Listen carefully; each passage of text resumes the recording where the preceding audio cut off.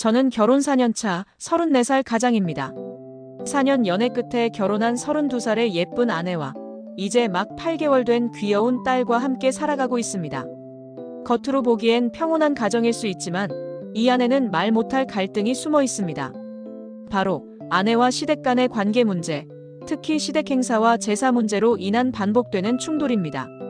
아내는 시댁을 만나는 것 자체에 예민합니다. 명절, 제사, 가족 모임 등 어떤 행사든 다가오면 며칠 전부터 표정이 어두워지고 가기 싫다는 말을 반복하며 눈치를 줍니다. 결혼 전부터 그런 기류는 있었지만 시간이 지날수록 더 심각해졌습니다. 특히 작은 집들과의 과거 갈등 이후 아내는 더 이상 작은 집 식구들과는 얼굴도 안 보려고 합니다. 현재는 유일하게 1년에 한 번 할아버님 제사 때만 그들과 마주치는 상황입니다. 문제는 바로 이 제사라는 이슈가 우리 부부의 감정을 뒤흔드는 가장 큰 뇌관이라는 겁니다. 저는 장손으로서 제사를 책임지는 입장입니다. 종가집까지는 아니지만 연 2회의 제사를 모십니다.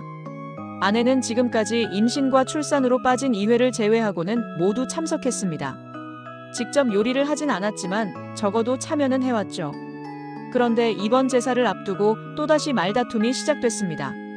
시작은 제가 제사 날짜를 아내에게 조심스레 얘기하면서였습니다. 그때부터 아내는 죽은 사람을 왜 챙기냐, 허례허식이다라는 불만을 드러냈습니다. 특히 제가 연차까지 내고 같이 음식 준비를 하러 가자고 한 것에 대해 극도로 부정적인 반응을 보였습니다. 아내는 내가 우리 집 제사에 연차 내고 간 적 있냐, 일 시키려고 결혼했냐며 화를 냈고 저도 상가집에 있다가 전화로 그런 말을 들으며 감정이 폭발해버렸습니다. 결국 그럼 제사 가지 마라는 말이 나왔고 아내는 전화기 너머에서 소리치며 전화를 끊었습니다. 지금은 대화가 단절된 상태입니다. 아내가 시댁 제사에 민감한 건 어느 정도 이해가 갑니다. 과거 작은 집들과의 불화, 제사 자리에서의 부담감, 일방적인 기대, 여러 요소가 쌓였겠지요. 하지만 제가 정말 서운한 건 아내가 제가 얼마나 처가에 신경 쓰고 있는지를 모른다는 점입니다.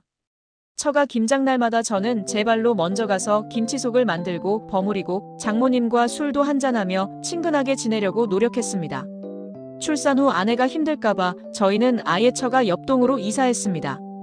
장모님과 처제들은 자주 집에 오십니다. 현관 비밀번호도 같아서 그냥 들어오시곤 하죠. 그럴 때마다 함께 식사하고 남은 설거지와 뒷정리는 늘 제가 도맡아 했습니다. 야근하고 돌아온 날에도 장모님과 처제들이 와서 저녁을 드시고 가시면 저는 씻지도 못한 채 설거지하고 밤늦게 잠자리에 듭니다. 그게 힘들지 않느냐고요? 아닙니다. 아내가 외롭지 않게 친정 식구들과 함께하며 정서적으로 안정을 느끼길 바랐기 때문입니다. 하지만 시댁 제사 문제만 나오면 아내는 딴 사람처럼 변합니다. 제사 음식 준비를 함께 하자고 하면 왜 내가 너네 집 일까지 해야 하냐는 반응이 돌아옵니다. 아내 말대로 시댁에서 와이프가 설거지를 안 해도 됩니다. 실제로는 제가 같이 합니다. 작은 어머니들도 그냥 두는 편이고 강요한 적도 없습니다. 하지만 그 태도, 말투, 부정적인 감정은 저에게 너무나 큰 상처로 남습니다. 게다가 그날은 제가 상가집에 있었습니다. 직장 동료의 죽음으로 가슴 아픈 상태에서 전화를 받아야 했고 아내는 그 타이밍에 연차 문제, 제사 불참 선언까지 하며 전화로 분노를 터뜨렸습니다. 저 역시 감정이 격해져 아내에게 상처 주는 말을 했고 아내는 더 크게 화를 내며 전화를 끊어버렸습니다. 그 이후로 며칠째 서로 말을 하지 않고 있습니다. 아내의 입장도 이해되지만 제 마음속엔 미움과 서운함이 동시에 뒤섞여 있습니다. 과연 이 결혼 생활은 올바른 방향으로 가고 있는 걸까요? 지금 이 상태로는 아무것도 해결되지 않습니다. 말없이 서로 피하기만 한다면 감정은 썩어가고 결국 터져버릴 날이 오고 말겠죠. 그래서 저는 먼저 움직이려 합니다. 그날 아내에게 상처 준 말들, 감정적으로 대응했던 점을 솔직하게 사과하려고 합니다. 그날 내가 상가집에서 받은 전화에서 상처받았던 것도 사실이지만 너의 말들 역시 내겐 너무 아팠어. 하지만 그럼에도 불구하고 내가 먼저 사과할게. 미안해. 진심을 담은 이 한마디로 대화를 다시 시작할 수 있기를 바랍니다. 그리고 그 이후엔 저 역시 아내에게 이야기하고 싶은 서운함을 차분히 말하고 싶습니다. 상대의 감정을 존중하면서도 내 감정도 소중하다는 걸 표현해야 하니까요. 그리고 앞으로 제사나 시댁 행사에 있어서도 아내에게 무조건적인 참여를 요구하기보다는 충분한 대화와 조율을 통해 협력하는 방향으로 바꾸려고 합니다. 정해진 역할이 아니라 각자의 감정을 조율하는 팀으로서의 부부가 되기를 바라는 마음입니다. 아내가 힘들면 다음 제사에는 제가 혼자 가도 됩니다.